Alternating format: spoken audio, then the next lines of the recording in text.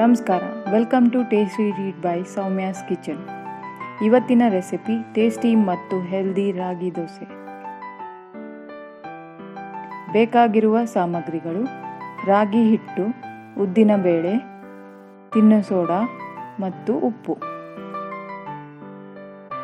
ಮೊದಲಿಗೆ ನೆನೆಸಿದ ಉದ್ದಿನ ಬೇಳೆಯನ್ನು 1 ಲೋಟ ನೀರನ್ನು ಹಾಕಿ ನುಣ್ಣಗೆ ರುಬ್ಬಿಕೊಳ್ಳಿ.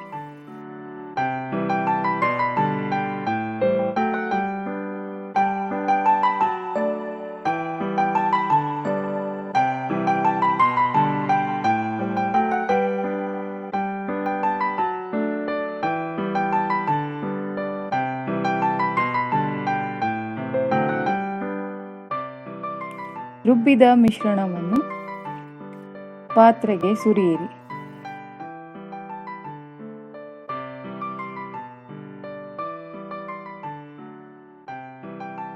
ನಂತರ ಇದಕ್ಕೆ 3 ಕಪ್ ರಾಗಿ ಹಿಟ್ಟನ್ನು ಹಾಕಿ ಗಂಟುಗಳಾಗದಂತೆ ಚೆನ್ನಾಗಿ ಕಲಿಸಿರಿ. ಬೇಕಾದರೆ ಸ್ವಲ್ಪ ನೀರನ್ನು ಬೆರೆಸಿ.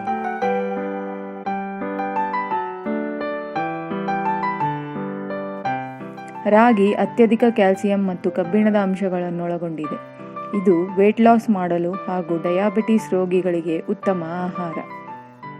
ಮಕ್ಕಳು ದೊಡ್ಡವರೆನ್ನದೇ ಉಪಯೋಗಿಸಬಹುದು ಮತ್ತು ಜೀರ್ಣಿಸಿಕೊಳ್ಳಲು ಸುಲಭವಾಗಿದೆ.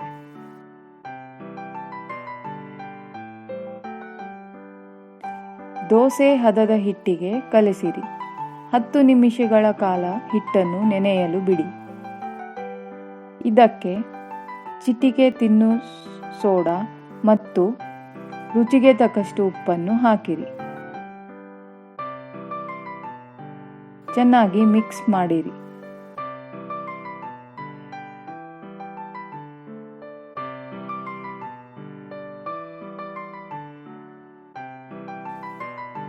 ದೋಸಾ ತವಾ ಮೇಲೆ ಹಾಕಿ ಸ್ವಲ್ಪ ಎಣ್ಣೆಯನ್ನು ಹಚ್ಚಿ ದೋಸೆ ಗರಿ ಆಗುವವರೆಗೂ ಬೇಯಿಸಿ.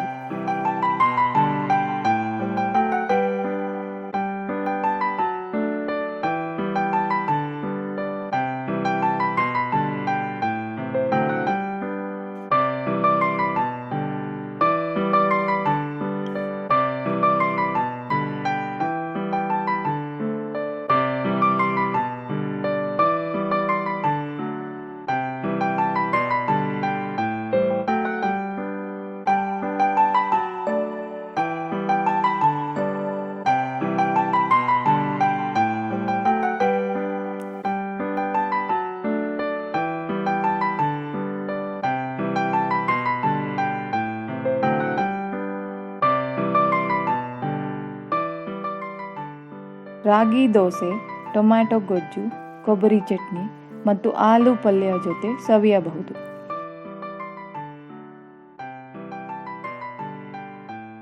ಹೆಚ್ಚಿನ ರೆಸಿಪಿಗಳಿಗಾಗಿ ನನ್ನ ಚಾನಲನ್ನು ಲೈಕ್, ಶೇರ್ ಹಾಗೂ ಸಬ್ಸ್ಕ್ರೈಬ್ ಮಾಡಿರಿ.